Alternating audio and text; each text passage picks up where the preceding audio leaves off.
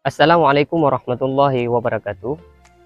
Saya Mufazzal, salah satu Dewan Guru di Daya Riyadhul Mubarak Al-Idrisiyah yang diamanahi pada tahun ini sebagai anggota panitia penerimaan santri baru tahun ajaran 1444 Hijriah atau bertepatan pada tahun ajaran 2023-2024. Pertama sekali, alhamdulillah dapat kami sampaikan, dapat kami informasikan kepada seluruh saudara-saudara dimanapun berada, kepada wali santri, kepada orang tua wali yang sudah berhadir pada tempat yang berbahagia ini, yang di awal kemarin sudah kita buka pendaftaran mulai dari bulan Januari sampai tanggal 28 Maret kemarin, dan hari ini alhamdulillah sudah terdaftar di gelombang pertama. Yang menghadiri seleksi tes hari ini lebih kurang 182 orang.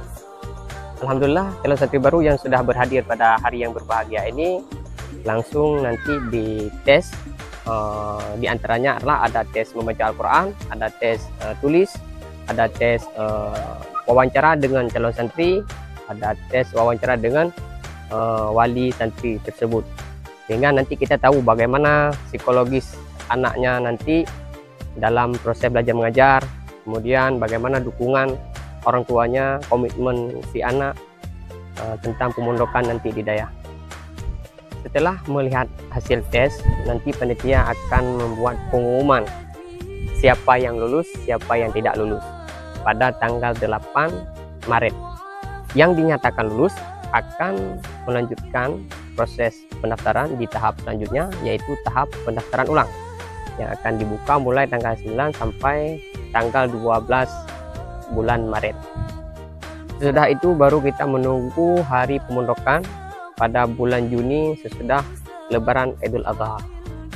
Terima kasih pertama sekali kepada seluruh Dewan Guru di Daya Riyadhul Mubarak Al-Idrisiyah, kemudian kepada panitia pelaksana seleksi penerimaan santri baru, kemudian terima kasih juga kepada seluruh alumni dimanapun berada, dan terima kasih juga kepada wali santri, orang tua wali yang sudah berhadir, yang sudah mempercayai kami untuk mendidik, memondok, menjaga anak-anaknya di Daya Riyadhul Mubarak Al-Idris.